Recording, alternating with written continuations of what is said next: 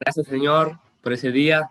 Gracias porque cada día que nos despertamos, tenés una palabra para nosotros, Señor.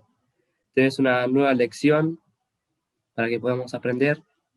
Mm. Y te quiero agradecer por hoy, que vamos a tener la charla acá, que sea bendición para nosotros Sí, y que Jesús. siempre se repita y que tengamos siempre para aprender. Y gracias porque estamos todos bien acá, Señor. Y Mm. ayúdanos con las ofensas, que podamos perdonar, Sí, así como nos perdonan, sí, que papá. podamos ser humildes de corazón Amén. y bendecir ese día en tu nombre. Amén. Amén. Señor, te agradecemos por este día, Señor. Gracias porque podemos estar todos juntos una vez más, Sí. Señor. Gracias porque se renovó tu misericordia, Señor. Gracias porque todos los días nos mostrás tu inmensa bondad, Señor. Te pido que bendigas a todos los que están en esta reunión. En nombre de Jesús. Amén. Amén, Señor.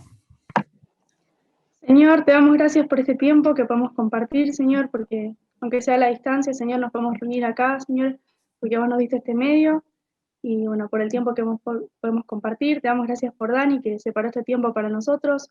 Te pedimos que vos estés hablando a través de él, Señor, que le des palabra para compartirnos, Señor, y que abras nuestros oídos y nuestro corazón para que te podamos escuchar, Señor, y que podamos salir de este Zoom habiendo aprendido un poco más de vos y de tu voluntad en nuestra vida, Señor. Te damos Aleluya. gracias por tu tiempo y bendecimos tu nombre, Señor. Muchas gracias. Amén. Amén, Jesús. Aleluya. Aleluya. Qué bueno, ¿eh? Qué bueno estar juntos otra vez. Uno espera estos lunes, yo con mucho entusiasmo, con mucha alegría, esperando estar con ustedes, ¿eh? Cada uno de ustedes tan precioso y mirando a futuro, ¿no? Lo que Dios va a hacer con cada una de sus vidas, sabiendo que ustedes están abriendo su corazón al Señor, abriendo sus oídos a la palabra. Este tiempo yo sé que lo podrían usar de tantas formas que no son edificantes y que están separándolo para esto, que otros chicos por ahí no les interesaría para nada. Así que yo valoro muchísimo que lo estén haciendo y seguramente el Señor también. Así que gracias también por darme sus oídos y por darme la oportunidad y por permitirme que me una con sus padres para aportar en la vida de ustedes, para que sea un factor de que ustedes crezcan en gracia, en sabiduría. Y bueno, ojalá que la charla de hoy pueda sumar, ¿eh? La semana pasada hablamos sobre la importancia de las proporciones, ¿se acuerdan?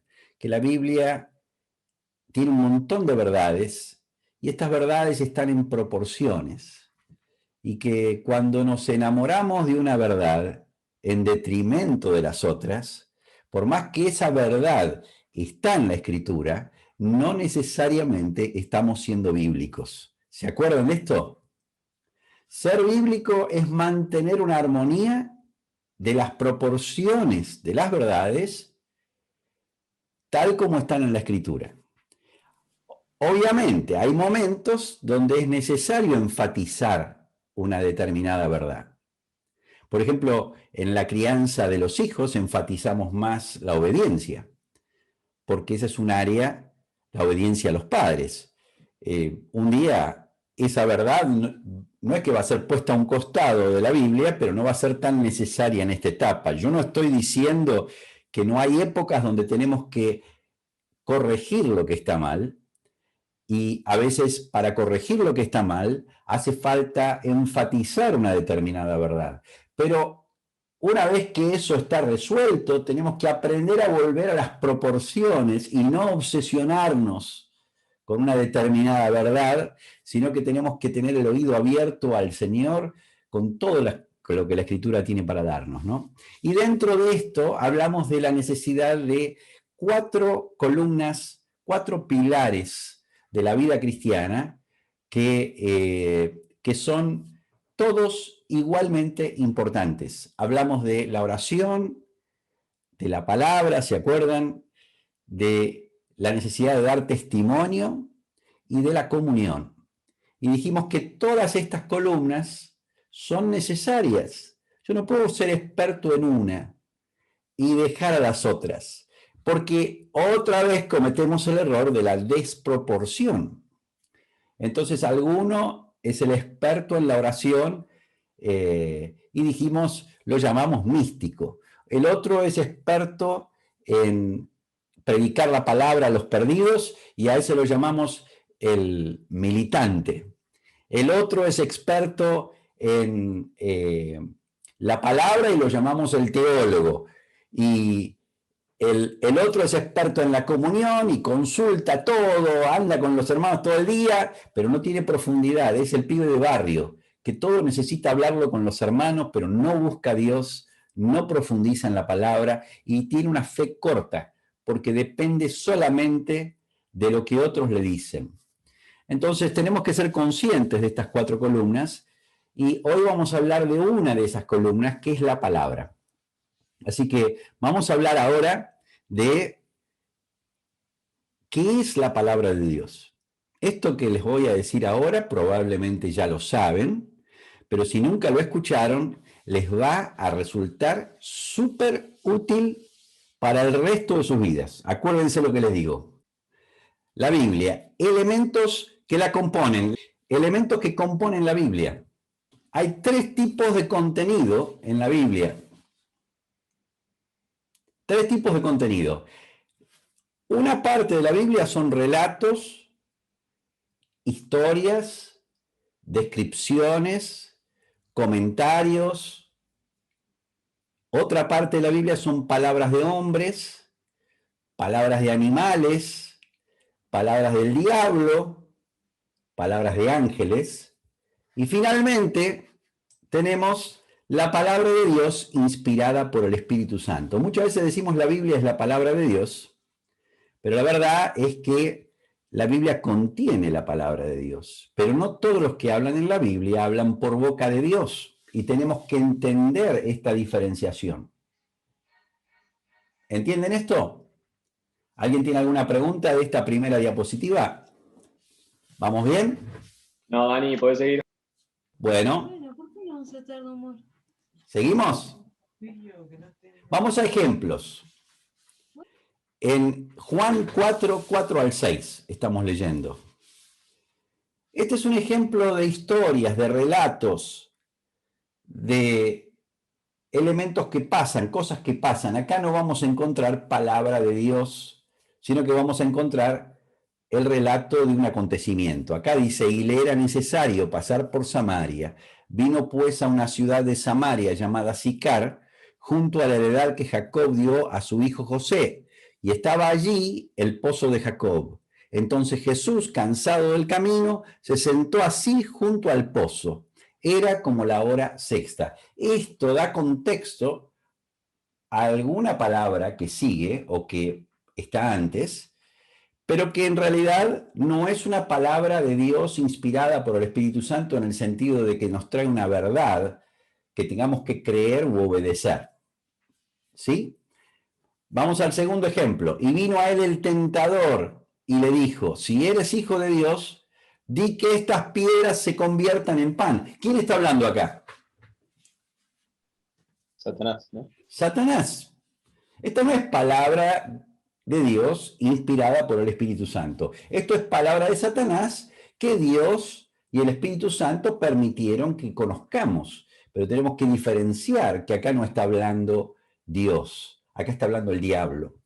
Y finalmente un tercer ejemplo, dice, toda la escritura es inspirada por Dios y útil para enseñar, para redarguir, para corregir, para instruir en justicia, a fin de que el hombre de Dios sea perfecto, enteramente preparado para toda buena obra. ¿Se dan cuenta de la diferencia de este pasaje que acabamos de leer en 2 Timoteo 3, 16 y 17? Aquí hay una verdad inspirada por el Espíritu Santo. Amén. Así que voy atrás una diapositiva para que se fijen los 3 elementos que hay en la Biblia. Relatos, descripciones, comentarios, historias. En segundo lugar, palabras de hombres. Cuando habla, por ejemplo, Nabucodonosor, dice de animales. Animales porque habló la mula que llevaba Balaam, ¿se acuerdan? Y hay historias, hay por ejemplo la mujer samaritana que habla y lo que dice no es correcto. O por lo menos no lo podemos tomar como palabra de Dios. Y finalmente la palabra de Dios inspirada por el Espíritu Santo como la que acabamos de leer. ¿Se entienden estas tres categorías distintas? Sí, sí. Bueno, ahora vamos a la última categoría. Dijimos que la primera era historias, relatos, la segunda palabras de diferentes personas, ángeles, diablo, inclusive animales, y finalmente tenemos la palabra de Dios inspirada por el Espíritu Santo. Bueno, esta última división, la palabra de Dios inspirada por el Espíritu Santo, tiene dos ramas a su vez en las cuales se divide. La primera es palabras circunstanciales y específicas. Esto quiere decir palabras que son inspiradas por Dios y por el Espíritu Santo, pero que están dirigidas a una circunstancia en particular y a una persona en particular o a una iglesia en particular. Vamos por ejemplo, Génesis 12, 1 y 2, dice, pero Jehová había dicho a Abraham, vete de tu tierra y de tu parentela y de la casa de tu padre a la tierra que te mostraré y haré de ti una gran nación y te bendeciré y engrandeceré tu nombre y serás bendición. ¿Esta palabra fue dada a toda la iglesia?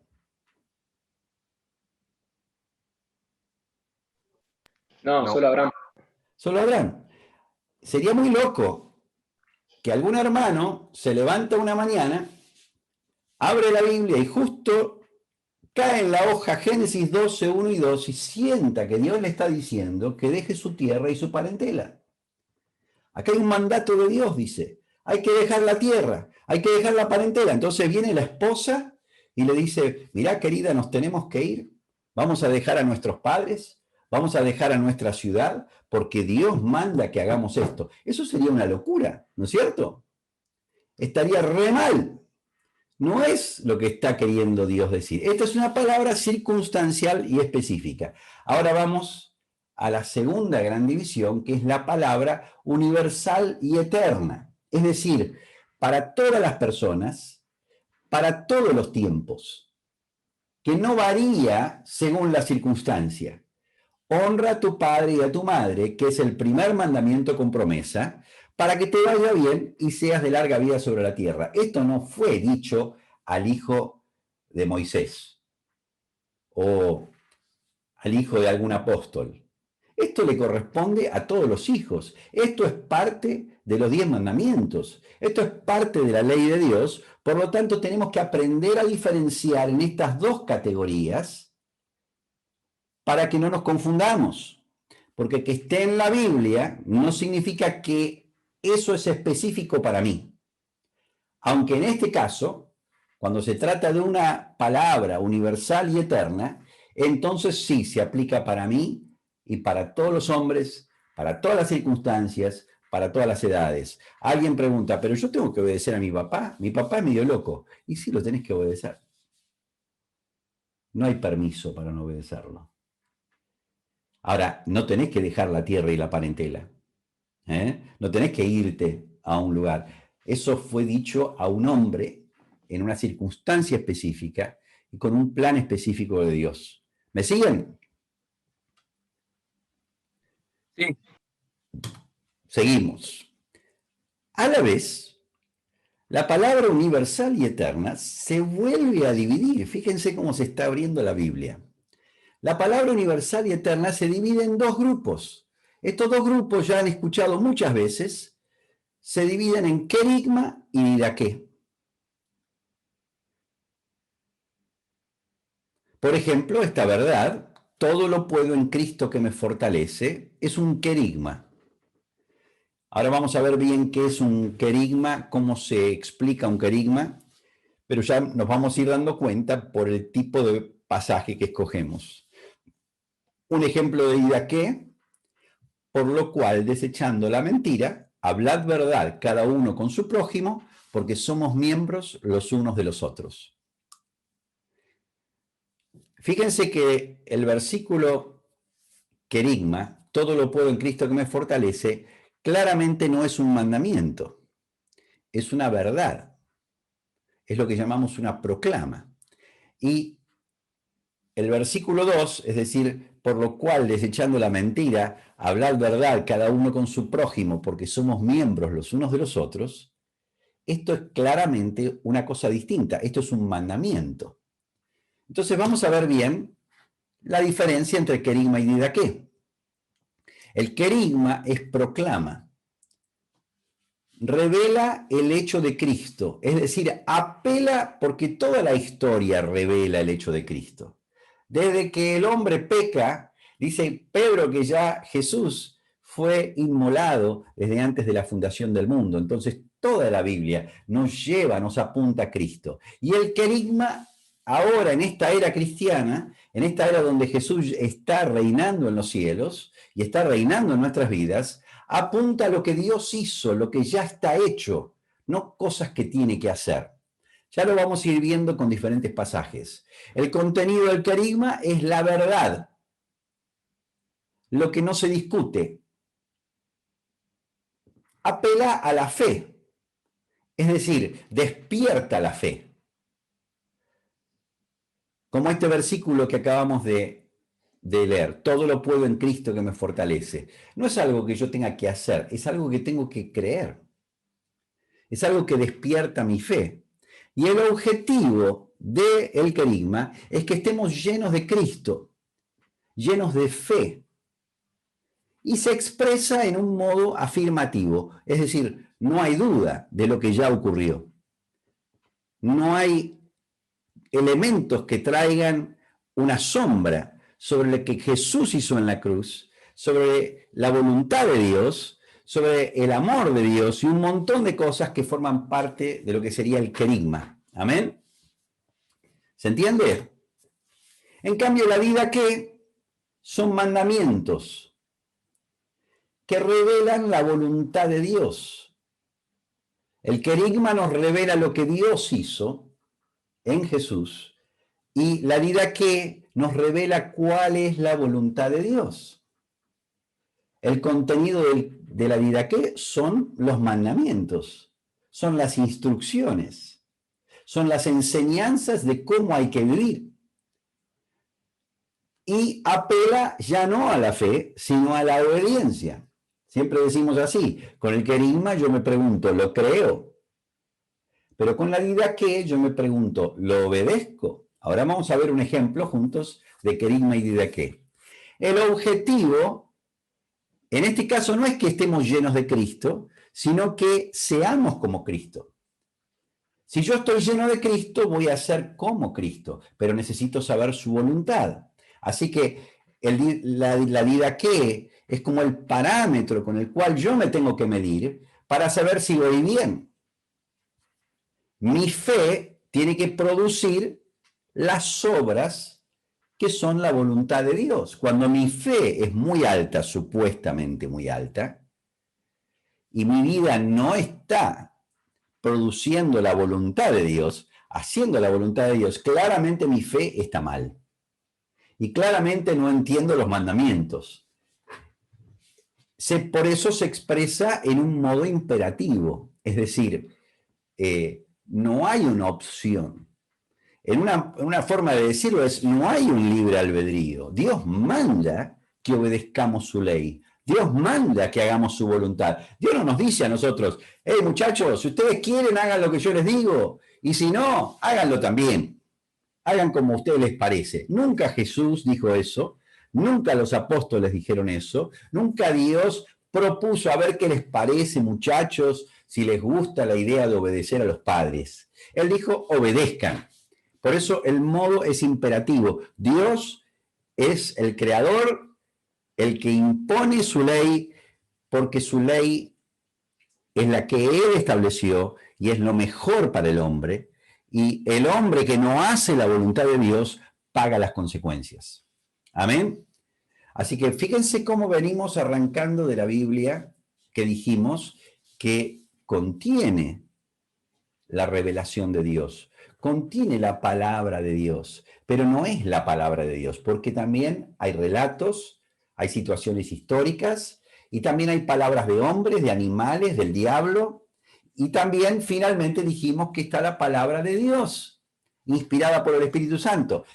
Estoy recordando lo que acabo de decir. Esa palabra de Dios, inspirada por el Espíritu Santo, dijimos que se dividía en, vamos a ir para atrás para que lo veamos bien,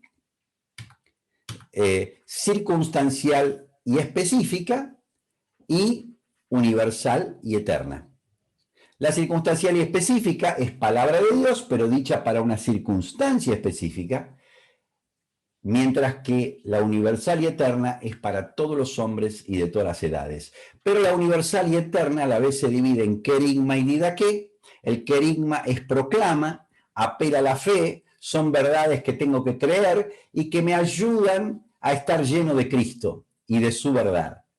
Finalmente la didaqué es lo que me muestra la voluntad de Dios, apela a que yo obedezca lo que dice la enseñanza de Dios y se expresa en modo imperativo, es decir, Dios no me da opción de obedecer o no obedecer. Yo puedo desobedecer, pero completamente rompiendo las leyes de Dios y yendo contra su voluntad, y voy a pagar las consecuencias. Amén. Es más fácil, chicos, predicar la didaqué que el querigma. Es fácil decir lo que hay que hacer. Porque la didaqué son mandamientos y reglas y que generalmente tienen lógica. Pero el querigma es un testimonio del Espíritu sobre el hecho de Cristo que está lleno de aspectos que son bastante difíciles para nuestra mente entender. Por ejemplo, con Cristo estoy juntamente crucificado. Ya no vivo yo, mas vive Cristo en mí. ¿Cómo que estoy crucificado? Es decir, si vos le decís a alguien, mirá, obedecí a tu papá, tiene su lógica para nosotros. Pero creer que fui resucitado con Cristo, que estoy crucificado con Cristo, son cosas que ya requieren de una fe. Por eso es más fácil ser fuertes en la expresión de los mandamientos, y es muy fácil que nos olvidemos de expresar las promesas de Dios. Aquello que necesitamos creer para poder poner en práctica lo que Dios quiere que hagamos. ¿Se entiende? El hecho de Cristo tiene dos aspectos. Uno es el aspecto histórico, la descripción de los testigos que estuvieron presentes vieron. Y otro es el hecho espiritual. Por ejemplo, está la parte histórica de que Jesús fue colgado en la cruz y que estaba el centurión y que le tiraron la lanza. Eso todo es el aspecto histórico. Pero por otro lado, lo que ocurrió en la cruz tiene implicancias espirituales profundísimas. Entonces, el querigma necesitamos conocer estos dos aspectos, no solo el aspecto histórico, sino sobre todo la implicancia, el significado del hecho espiritual. Amén. Sin el querigma, la didaqué, es decir, los mandamientos, las exigencias de Dios, se convierten en como si fuera la ley de Moisés. Tenemos que entender que la ley de Moisés tenía más o menos 600 mandamientos. Y los mandamientos de la ley de Moisés no los pudo cumplir Israel por 1000 años. Y cuando viene Jesús, no ablandó la ley, la complicó más. Puso más de 1000 mandamientos Jesús, más de 1000, de los que hay contenidos en el Nuevo Testamento.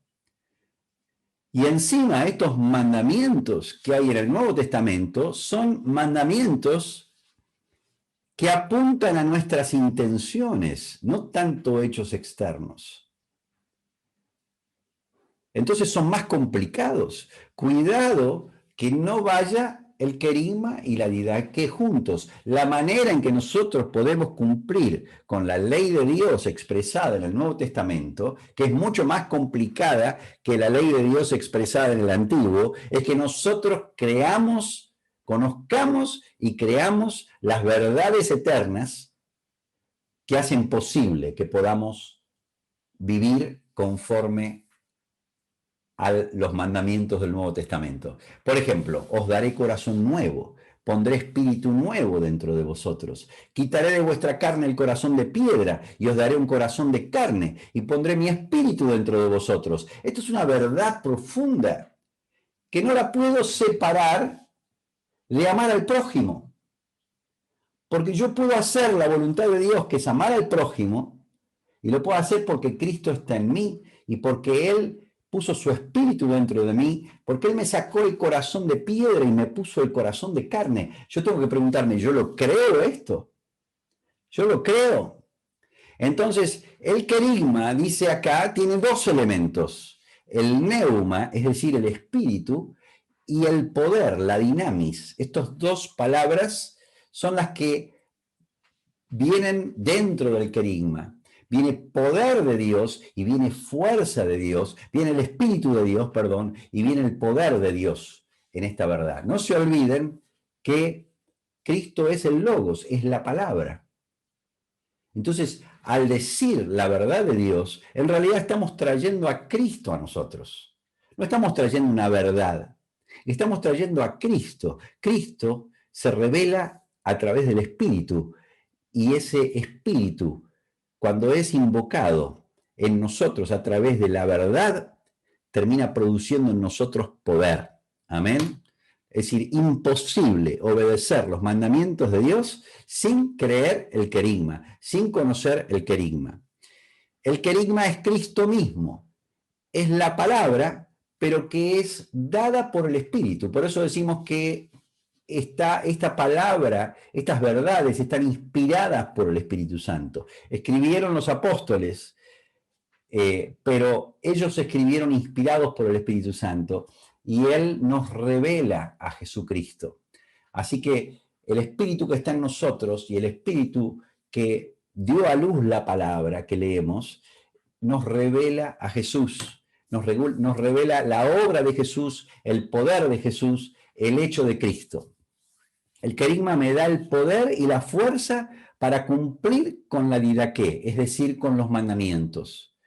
Cristo en nosotros es la esperanza de gloria, no nosotros, no nuestra obediencia, sino Cristo en nosotros. Sin Jesús, sin Cristo en mí, yo no puedo obedecer los mandamientos. Si yo no ando con Jesús, es imposible que pueda obedecer a Jesús. Si voy a obedecer a Jesús, necesito andar con Él. Cristo murió, nosotros morimos. Cristo resucitó, nosotros resucitamos. Cristo está sentado a la diestra del Padre, nosotros estamos sentados a la diestra del Padre. Aleluya. Amén. Las cosas se perciben a través de los 5 sentidos y de la razón. Pero estas cosas, ninguna de ellas nos sirven, ya que tanto la razón y los sentidos están atrofiados por causa del pecado. Nos cuesta entender la verdad de Dios humanamente. Por eso el querigma es locura a los que se pierden. Pero para nosotros los que creemos es poder y sabiduría de Dios, dice Pablo. El querigma se percibe por medio de la fe y cuando llega la revelación de Dios, ofende a la razón, ofende al orgullo del hombre. No es lógico. Por eso cuando le hablamos a alguien, vos sabés que Cristo murió por mí hace 2000 años, pagó mis pecados en la cruz y a través de su muerte vino el Espíritu Santo a vivir a mi vida. Y Él vive en mí y está vivo y yo hablo con Él. La gente nos puede mirar como locos porque no pasa por la razón, no pasa por los sentidos.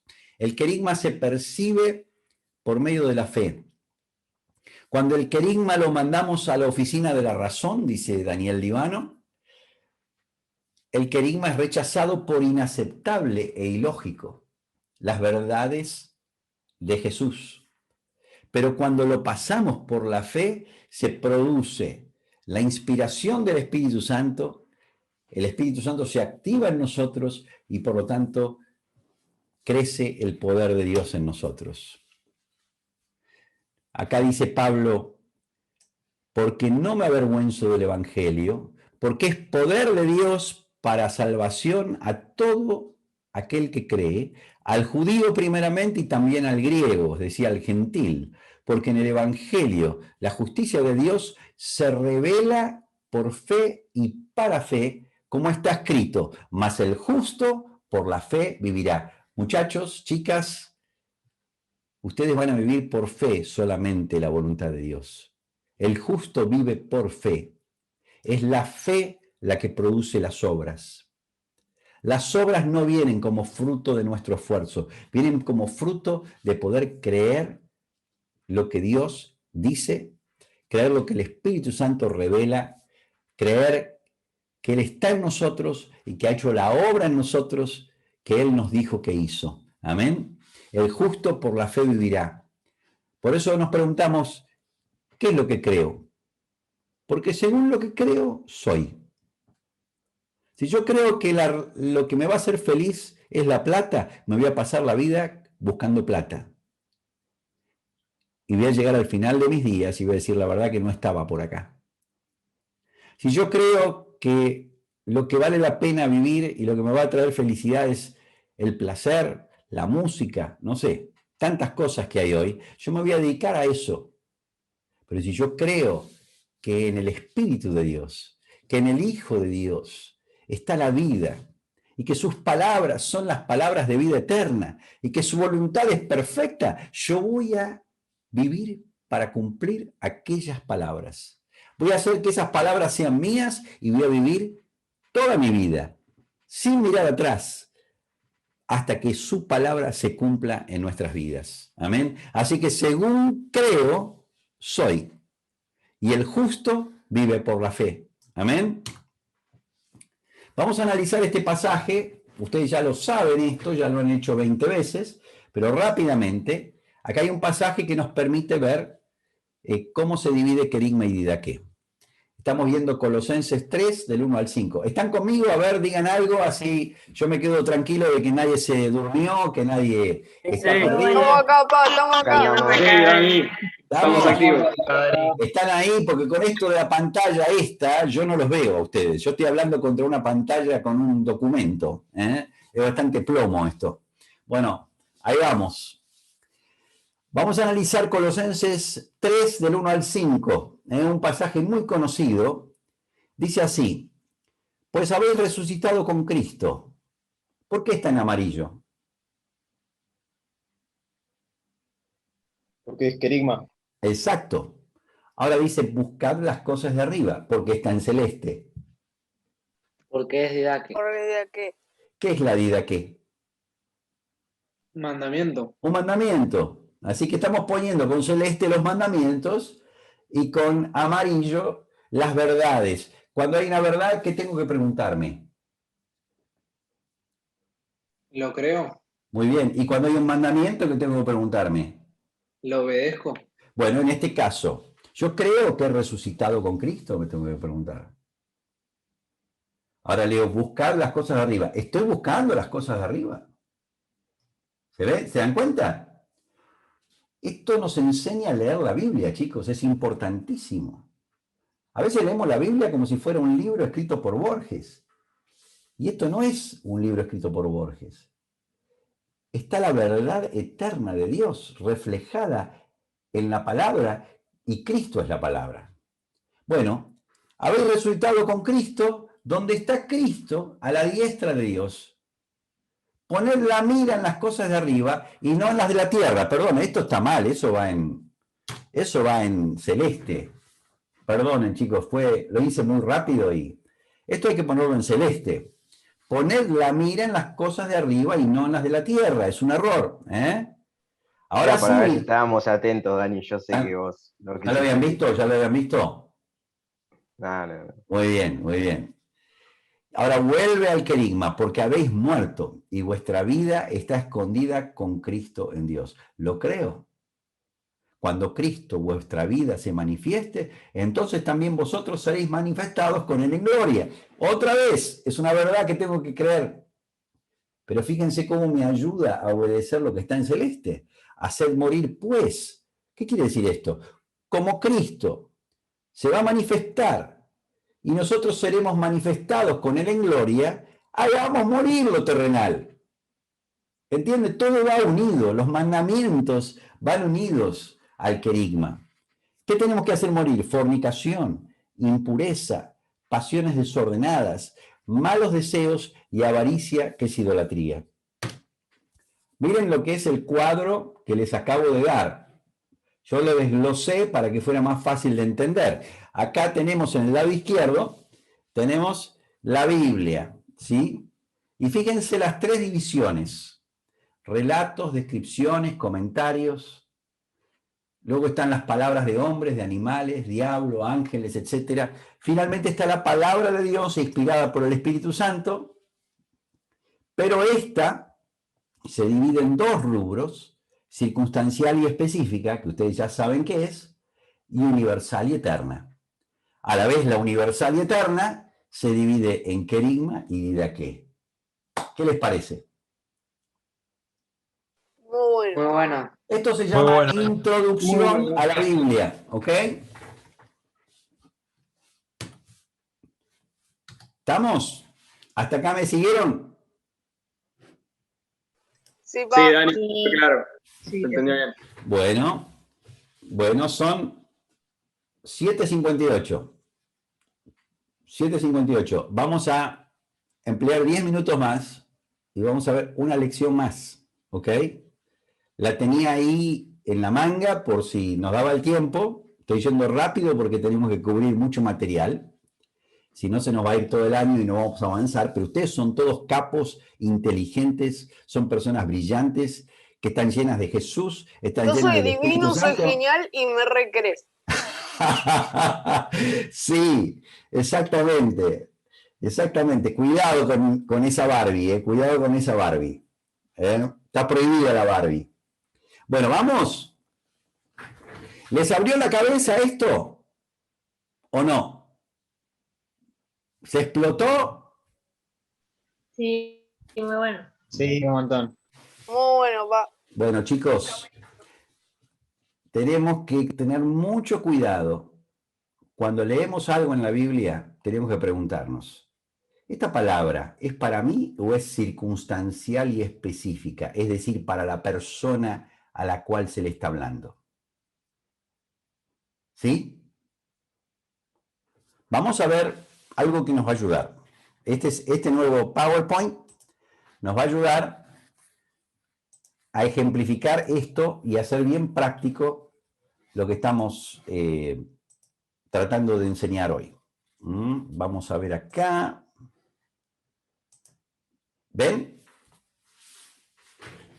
Vamos a hablar sobre la Epa. versiculitis. ¿Cuántos saben lo que es la versiculitis? Agarrar un versículo suelto de la Yo, Exactamente. Nos viene hablando Marcos Moraes sobre la versiculitis, aunque quizá ustedes no lo escucharon, pero este es un error garrafal en la iglesia que ha llevado a la iglesia a perder la palabra de Dios, a no entenderla, ¿sí? Texto sin contexto es pretexto. Vamos a ver un ejemplo. Todo lo puedo en Cristo que me fortalece. Filipenses 4:13. ¿Cuántos escucharon esta palabra? Todo, Dani. Todos. ¿Hay alguno que no la escuchó? Este, digamos, es un versículo campeón, un versículo formador de opinión, un versículo que trae aliento en muchas circunstancias, ¿sí? ¿Amén? Vamos a ver el contexto. Fíjense lo que dice Pablo en este pasaje. En gran manera me gocé en el Señor de que ya al fin habéis revivido vuestro cuidado de mí, de lo cual también estabais solícitos, pero os faltaba la oportunidad. Es decir, le faltaba a los hermanos de Filipo, le faltaba poder colaborar con Pablo en los gastos. No lo digo porque tenga escasez, pues he aprendido a contentarme cualquiera sea mi situación. Es decir, no es que yo estoy pidiendo, hermanos, que ustedes me den a mi plata, porque yo no tengo escasez. ¿Y saben por qué no tengo escasez? Porque he aprendido a contentarme cualquiera sea mi situación. Sé vivir humildemente y sé tener abundancia. En todo y por todo estoy enseñado, así para estar saciado como para tener hambre, así para tener abundancia como para padecer necesidad. Todo lo puedo en Cristo que me fortalece. Qué tremenda el contexto. No es que Pablo está diciendo, bueno, si me dicen que tengo que correr una maratón de 50 kilómetros, la puedo correr porque todo lo puedo en Cristo que me fortalece. Hay que tener cuidado cómo usamos la palabra. Hay que ver cuál es el contexto en que Pablo dice eso, porque texto sin contexto es pretexto. ¿Se entiende? Pablo está diciendo, yo la verdad no necesito de nada porque el Señor me ayuda. Claro que la aplicación que hacemos puede ser correcta, pero cuidado que hagamos la aplicación correcta. Es decir, no estamos de ninguna manera diciendo que Pablo no dijo, todo lo puedo en Cristo que me fortalece, pero entendamos el contexto en que lo dijo. ¿Amén? ¿Se entiende? Miren esta otra verdad. Cree en el Señor Jesucristo y serás salvo tú y tu casa. ¿Cuántas veces hay hermanos que piensan que la palabra de Dios enseña que cuando alguien se convierte, toda su casa se va a convertir? ¿Alguna vez escucharon este concepto? Sí. ¿Sí? Lo dan como una verdad universal y eterna. Pero veamos el contexto. Vamos a leer un poquito acá porque tenemos que mostrar con estos dos casos cómo podemos errar tan fácilmente. Pero viendo sus amos que había salido la esperanza de su ganancia, prendieron a Pablo y a Silas y los trajeron al foro ante las autoridades y presentándolos los magistrados dijeron, estos hombres siendo judíos alborotan nuestra ciudad y enseñan costumbres que no nos es lícito recibir ni hacer, pues somos romanos. Y se agolpó el pueblo contra ellos y los magistrados, rasgándoles las ropas, ordenaron azotarles con varas. Después de haberles azotado mucho, los echaron en la cárcel, mandando al carcelero que los guardase con seguridad, el cual, recibido este mandato, los metió en el calabozo de más adentro y les aseguró los pies en el cepo. Pero a medianoche, orando Pablo y Silas, cantaban himnos a Dios y los presos los oían. Entonces sobrevino de repente un gran terremoto, de tal manera que los cimientos de la cárcel se sacudían y al instante se abrieron todas las puertas y las cadenas de todos se soltaron. Despertando el carcelero, viendo abiertas las puertas de la cárcel, sacó la espada y se iba a matar, pensando que los presos habían huido. Mas Pablo clamó a gran voz diciendo, no te hagas ningún mal, pues todos estamos aquí. Él entonces, pidiendo luz, se precipitó adentro y temblando se postró a los pies de Pablo y Silas y sacándolos les dijo, señores, ¿qué debo hacer para ser salvo? Ellos dijeron, cree en el Señor Jesucristo y serás salvo tú y tu casa.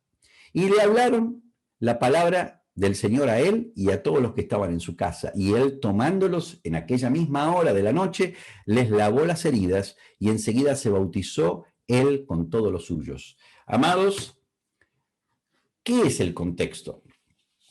El contexto, tenemos que agarrar el versículo que está metido dentro de un pasaje, que a la vez está metido dentro de una carta o libro de la Biblia, y que a la vez esa carta o libro está metido dentro del contexto del resto de la Escritura. Tenemos que ser cuidadosos que cuando alcanzamos una interpretación de un determinado versículo, pasemos un test, que es el test que vamos a hablar ahora. ¿Cuál es el test? Es una regla que no falla. Llego a la conclusión, por ejemplo, cuando alguien se convierte, toda su casa se va a convertir. ¿Es doctrina enseñada por Jesús? ¿Jesús dijo eso? ¿Cómo puedo saber si lo que Pablo le dice al carcelero es universal y eterno o es palabra circunstancial y específica? ¿Entienden a dónde vamos? La regla que no falla es, ¿esto lo enseñó Jesús? ¿Esto lo enseñaron los apóstoles? ¿Lo decía, lo practicaba Jesús?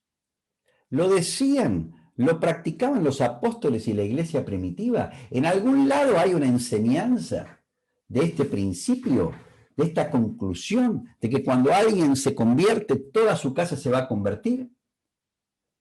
Tendríamos que decir que no. Jesús dijo, por ejemplo, los enemigos del hombre serán los de su propia casa. Yo no vengo a traer paz, sino a poner el corazón de uno contra el otro, dijo Jesús.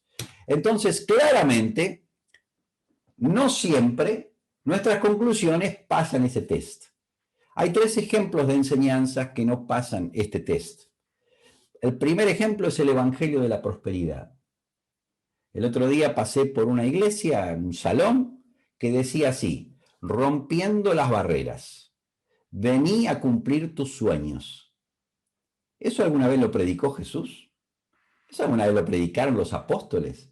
¿Jesús alguna vez llamó a la multitud de esa manera? Venía a romper los límites, venía a romper las barreras, venía a cumplir tus sueños. ¿Alguna vez algún apóstol hizo esa declaración? Hay otra verdad que está muy metida en muchos evangélicos, es una vez salvo, siempre salvo. Cuando yo me convertí, ya está, quedé salvo para siempre y no hay forma que me pueda perder. ¿Eso lo enseñó Jesús? ¿Lo enseñaron los apóstoles? Ahora voy a mostrar cómo se llega de una manera muy breve, porque no es que esta es la única manera en que los hermanos que creen así sustentan estas posturas, pero vamos a ver de una manera burda, sin ir demasiado tiempo en el tema, cómo estas verdades que están acá no son bíblicas. Y la tercera que voy a mencionar es el llamado a la obra social de la iglesia. La iglesia que tiene comedores, la iglesia que tiene un ómnibus para buscar gente, para llevarlos de acá para allá. Entonces, vamos a mirar una y otra. 3 ejemplos que no pasan el test. Estos 3. ¿Me siguen? Digan sí o no. A ver, levanten la voz. Abran sus micrófonos. Sí. No los he mareado. Sí. No se han dormido. Bueno. Obra social. Uno de los pasajes que ellos usan para justificar la obra social es este: el Espíritu del Señor está sobre mí, por cuanto me ha ungido para dar buenas nuevas a los pobres, me ha enviado a sanar los quebrantados de corazón, a pregonar libertad a los cautivos y vista a los ciegos, y poner en libertad a los oprimidos, a predicar el año agradable del Señor. Es decir, algunos hermanos llegan a la conclusión de que Jesús está llamando a la obra social. ¿Pasa el test? ¿Es doctrina enseñada por Jesús? ¿Es doctrina enseñada por los apóstoles? ¿Lo decía, lo practicaba Jesús? ¿Lo decían, lo practicaban los apóstoles y la iglesia primitiva? La respuesta que yo tengo es no. Jesús nunca hizo obra social. Alguna vez dio de comer milagrosamente a 5.000, pero eso no dijo que puso un comedero. Hermanos, no estoy en contra de poner un comedero. No estoy diciendo que está mal. Yo simplemente estoy diciendo que la Biblia no enseña eso. Si alguien siente que lo tiene que hacer, no hace falta que nos dé explicaciones. Lo único que tenemos que saber es que eso no es una verdad enseñada por la Biblia. Jesús claramente se refería a los oprimidos del diablo, a los pobres en espíritu, y eso en realidad, si un día quieren lo hablamos, armoniza perfectamente con las enseñanzas de Jesús acerca de quiénes son pobres, acerca de quiénes son los quebrantados. ¿Amén? ¿Me siguen? Sí. El Evangelio de la Prosperidad. Tomo un versículo de los tantos que hay en la Biblia acerca de la prosperidad, porque, amados, créanme que yo creo en la prosperidad. Lo que no creo es en el Evangelio de la Prosperidad, que Dios vino para hacerme rico a mí. ¿No? Por ejemplo, Juan le dice a su discípulo, creo que se llama Gallo, le dice: amado, yo deseo que tú seas prosperado en todas las cosas y que tengas salud, así como prospera tu alma. Es decir, claramente queremos la prosperidad de los hermanos, queremos la prosperidad, el bien de todos, y claramente Juan está deseando eso de su discípulo. Pero el Evangelio de la prosperidad es otra cosa, es poner como fin del Evangelio mi prosperidad, que no es lo que está haciendo Juan. Vamos a una vez salvo, siempre salvo. Ellos dicen, una vez salvo, siempre salvo. Uno de los pasajes principales que utilizan es, ¿quién nos separará del amor de Cristo?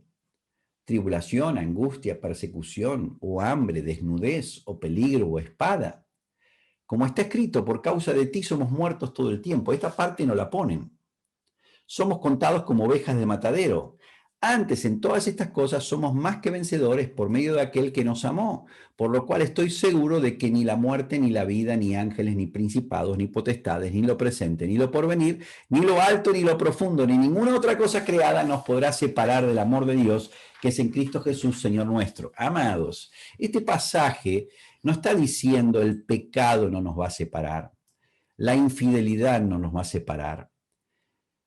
Pablo no está diciendo pequen tranquilos que la salvación no se pierde. Está diciendo que la tribulación, es decir, las cosas que nosotros tendremos que sufrir por causa del Evangelio, no serán causa de separación.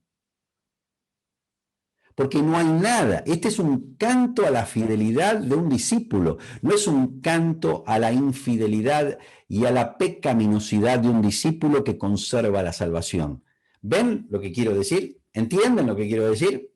Es decir, lo que Pablo está hablando acá es, Señor, yo voy a dar mi vida entera por vos. Y no hay nada que me pueden hacer que me vaya a apartar de ti. Pero eso no quiere decir que hay cosas que yo no podría hacer. La palabra dice, los fornicarios, los adúlteros, los idólatras no entrarán al reino de los cielos. Es decir, el pecado no me permite. La vida pecaminosa me separará del amor de Cristo. Y tendríamos un montón de ejemplos si en algún momento estas tres verdades que yo estoy, estas tres teorías doctrinales erradas, les causa alguna pregunta, podemos hacer una charla completa sobre cualquiera de ellas y les voy a demostrar que es así. Amén. Pero estamos hablando así brevemente. Entonces, hemos aprendido hoy que la Biblia hay que leerla con mucho cuidado.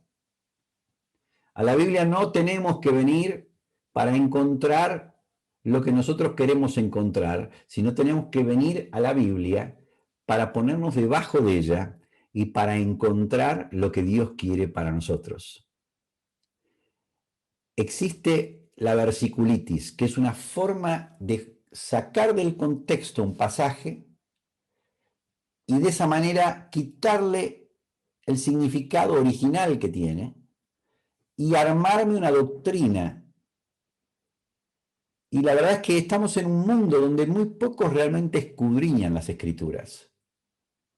Y tenemos que librarnos del cuidado y del temor de Dios, perdón, de la falta de cuidado y de la falta de temor de Dios que hay hacia las Escrituras. Tenemos que escudriñar las Escrituras. Pablo y Silas les enseñaban en Berea y dice que los bereanos eran más nobles que los de Tesalónica porque ellos escuchaban a Pablo y Silas y buscaban en la Escritura todo lo que ellos les decían. Es decir, no creamos todo lo que nos dicen, inclusive cuando están abriendo la Biblia, porque se puede usar mal la Escritura. Pablo le dice a Timoteo que use bien la palabra, porque la palabra se puede usar mal. Amén. Entonces, hoy hemos hecho esto, hemos dado un contexto para que cuando leemos la Biblia podamos entender lo que es un mandamiento, podamos entender lo que es una verdad que tengo que creer, podamos entender si es una palabra circunstancial y específica dada para una circunstancia particular o es algo que todos tenemos que creer, y es importantísimo que entendamos estas cuestiones. Amén. No sé si alguno tiene alguna pregunta. Una consulta. A mí también a veces me sirvió como para tranquilizarme de eso de la obra social, digamos, que decía, a los pobres los tendré siempre con ustedes, pero a mí no. No sé si Exacto. tiene que ver. Sí, no estamos diciendo que la obra social es mala, que no hay que Claro, no, hacerla, no. pero estamos diciendo no es que la Biblia manda que lo hagamos. Todas las verdades en la Biblia son relacionadas con la iglesia. La iglesia necesita ser generosa, todos necesitamos ser generosos los unos con los otros, ayudarnos los unos a los otros dentro de lo que es el contexto del cuerpo de Cristo. En la mente de Dios es la iglesia la que va a brillar y en la que no debe haber ninguna necesidad, y el mundo tiene que ver en esa iglesia el amor que nos tenemos. Es en el contexto de la iglesia. Muchas veces la iglesia vive muy mal hacia adentro y quiere ser buena hacia afuera. Claro. Y siempre hablamos de que Jesús, cuando dijo, tuve hambre, me dieron de comer, tuve sed, me dieron de beber. Este es otro pasaje muy usado para la obra social. Pero él no dice, lo hicieron con los perdidos, sino que lo hicieron con estos mis hermanos más pequeños, claramente mostrándonos que la obra esta de bien, de dar de comer, de visitar, tiene que ver con los hermanos de la iglesia, con los que están en el cuerpo de Cristo. Entonces tenemos que, es tan fácil guiarnos por los que otros hacen, pensando que si son hermanos queridos, son preciosos, deben estar en lo cierto. Tenemos una responsabilidad. La responsabilidad es volver siempre a la Escritura. Amén. Como que quizás sería hasta una idea humana pensar que el mayor problema en el mundo sería la pobreza, cuando el mayor problema es no tener a Cristo, ¿no? La pobreza espiritual. No sé, no tener a Cristo espiritualmente, digamos. Totalmente. De hecho, si nosotros ganamos a los perdidos, lo más probable es que los perdidos prosperen. Por lo menos así lo vi siempre yo. Tuvimos muchas experiencias de hermanos que cuando ordenan su vida, ordenan su moral, ordenan su amor a su esposa, ordenan su cuidado a sus hijos, se liberan de vicios, se liberan de la vagancia, se liberan de un montón de cosas que vienen junto con la pobreza, automáticamente empiezan a prosperar y lo hemos visto millones de veces. Y a veces tratar de ayudar a alguien que tiene una vida desordenada es, yo diría, un error. Una cosa es darle de comer un día, pero otra cosa es salir a dedicarse a sustentar a personas que no hacen la voluntad de Dios y dejar de sustentar, sería terrible, a aquellos que sí están haciendo la voluntad de Dios. Amén. Entonces, tenemos que tener mucho cuidado, tenemos que desconfiar un poco de las prácticas que hay en la iglesia hoy, porque estamos en un mundo en decadencia y una iglesia que está en decadencia. La verdad que yo miro la iglesia que hay hoy y será muy numerosa, muy ruidosa en los medios, pero no muy santa, no muy obediente a Dios. Entonces sería como una especie digamos, de gancho quizás, por ejemplo, cuando hay obras de niños, o sea, en el caso de niños quizás es más como pasable, ¿no? Porque, no sé, esos chicos después para siempre se terminan acordando pero siempre acompañado como de una guía de la iglesia, qué sé yo, no sé. Bueno, ¿Cuál en sería? el caso de los niños, yo diría que de ellos es el reino de los cielos, ¿no? Claro. Ellos no están en la categoría mundo. Ah, bueno. Me parece a mí. Hasta cierta edad ellos son un niño de 5 años se muere, yo creo que se va al cielo. No entró en la vida pecaminosa, eso lo sabe Dios, pero eso es lo que creo yo, ¿no?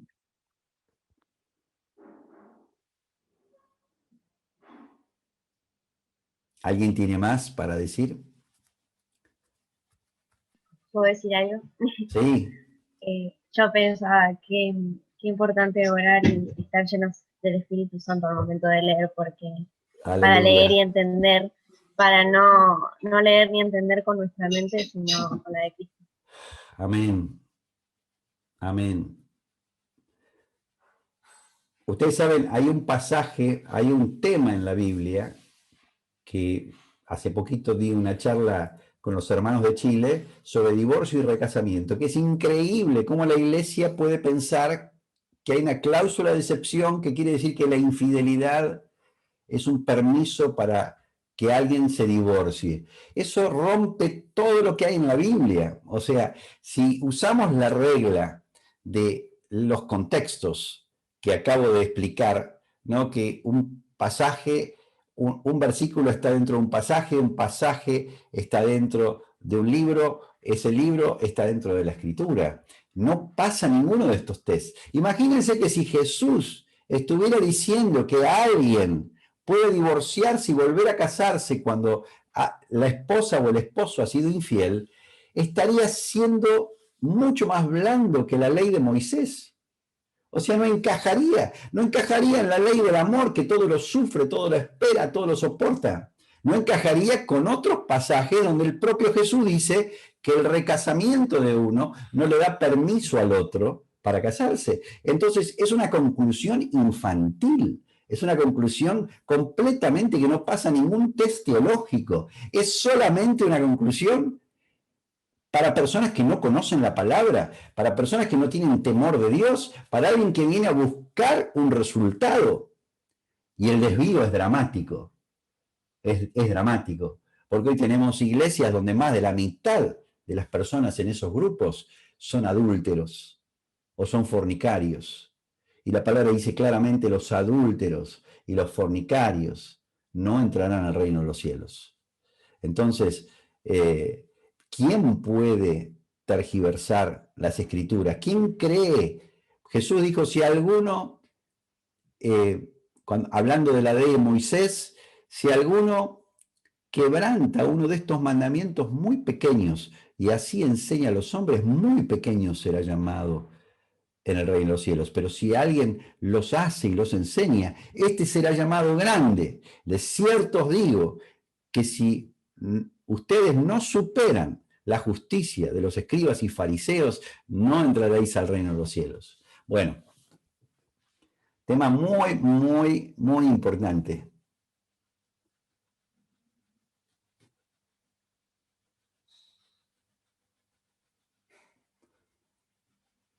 Silencio. Los dejé sin palabras. Callados, Los dejé boquiabiertas. Se acabó. Están pasmados. Obvio, Dani. Nos dejaste ahí con una dosis de sabiduría fuerte. Pero está muy bueno, porque así podemos también entender mejor lo que leemos, ¿no? Y poder discernir bien para no ser engañados, ¿no? Pues la verdad es que hay mucha mentira, como decís vos, hasta incluso dentro de la iglesia.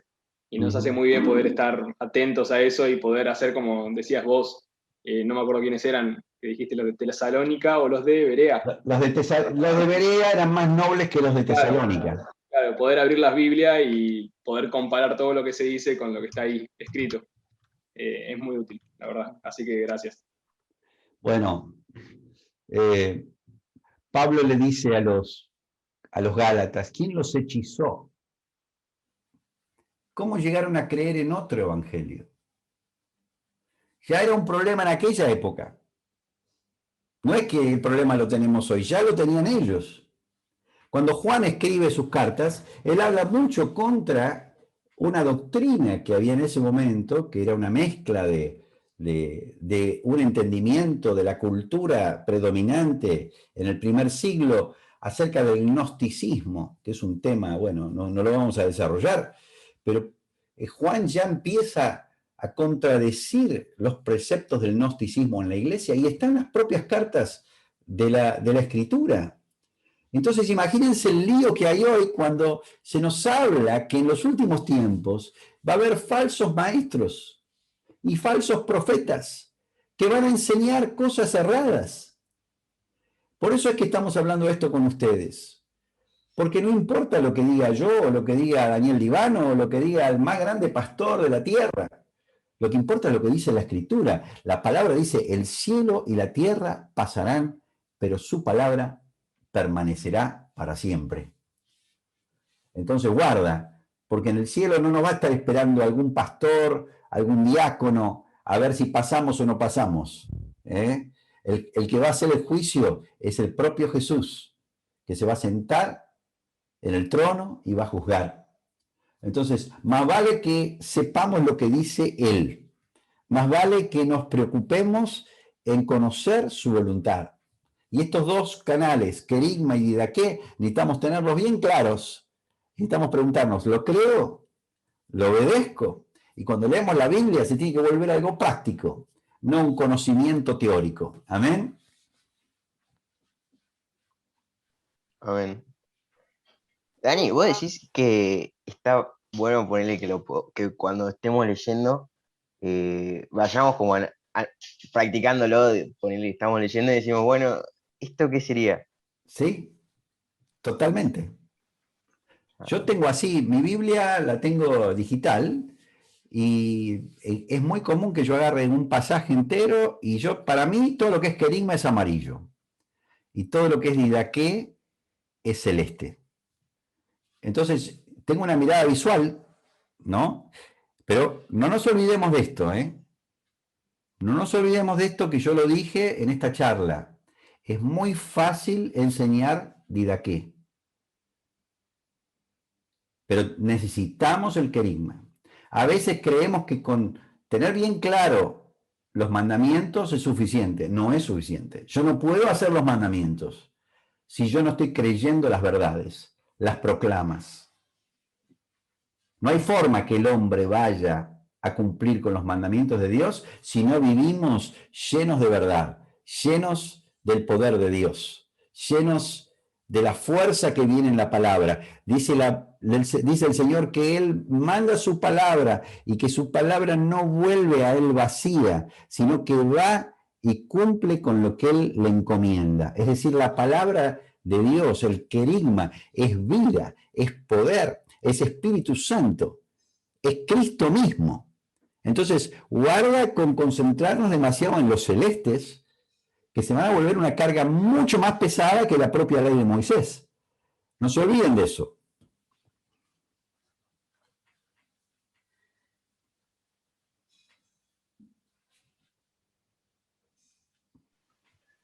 También pensaba en cómo a veces mucha gente, digamos, se dañó porque muchos cristianos siempre lo apunten por lo que hace y lo que no hace, y como el exterior nada más, y no apunten a la fe, digamos, ¿no?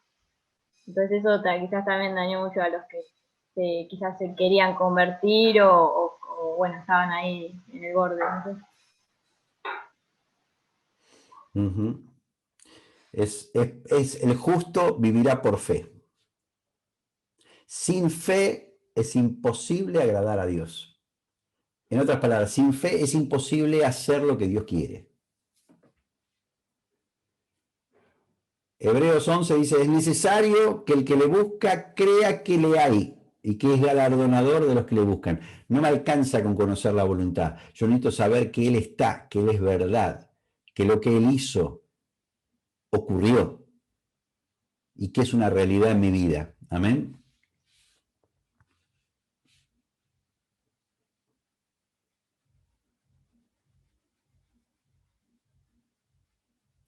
Bueno, ¿algo más? Qué lindo estar con ustedes, ¿eh? Qué lindo. Gracias, Dani. Verlos. Siempre se aprende mucho con vos. Sí, la verdad que te queremos mucho por acá. Bueno, ustedes tienen mucha paciencia, esa es la realidad. Yo a esta altura del partido estoy súper sorprendido que nos pasamos toda la pandemia del año pasado con estas charlas y que ustedes todavía tengan ganas de escuchar. No lo puedo creer. Evidentemente sus padres están haciendo un muy buen trabajo y ustedes también. El Señor seguramente les va a dar una vida hermosa, ¿no? Lo que viene, yo les dije el año pasado, hay mucha diferencia entre sembrar bien y sembrar mal. Ustedes están sembrando bien, están poniendo verdad, se están librando de la mentira del mundo. Y sea a través mío, a través de sus padres, a través de lo que escuchan con los hermanos, ustedes sepan que Dios se agrada, sepan que en prestar atención a la verdad, prestar atención a las cosas profundas, es cumplir con esto que leíamos hoy en Colosenses 3, poner la mira en las cosas de arriba y no en las de la tierra, porque nuestra vida está escondida con Cristo, en Dios. Así que hagamos morir lo terrenal en nosotros. Todo lo que es terrenal no va a producir en nosotros fruto. Pero poniendo la mira en las cosas de arriba, como estas cosas que estamos hablando, nos salvamos. Ponemos la mente, la sacamos de la locura y de la estupidez y de la maldad y negrura del mundo y la ponemos en manos del Espíritu Santo, que se deleita en que lo escuchemos. Así que yo les digo, Dios los va a bendecir, Dios va a cumplir en ustedes sus promesas, sigan firmes, no se desanimen. Si alguno de ustedes está pasando por tentaciones o por alguna situación que lo está aquejando, apriete los dientes, sepa confiar en el Señor, porque sobre ustedes va a salir el sol de justicia. Sobre ustedes se va a manifestar la vida de Cristo. En su momento van a cosechar, y toda lágrima, todo esfuerzo, toda cosa que ustedes invirtieron, el Señor lo está notando. Y ustedes son para Él un especial tesoro, que Dios está guardando en su corazón y los va a hacer seguramente brillar como estrellas a eterna perpetuidad. Así que manténganse sólidos, firmes, anímense. Yo lo que escucho de lo que están haciendo ustedes en los diferentes mini encuentros que tienen es que Cristo es el centro, ¿no? Maravilla, maravilla. No dejen de hacer eso, no dejen de poner a Cristo en el centro y Dios en su momento les va a dar el fruto. Amén. Ya se empieza a ver, pero viene mucho más. Así que los dejo con esta palabra de ánimo, los quiero mucho y bueno, nos vemos el lunes que viene. Muchas gracias, Dani. Gracias, Dani. Gracias por todo, Dani. Chao, chicas. Chao. Bye.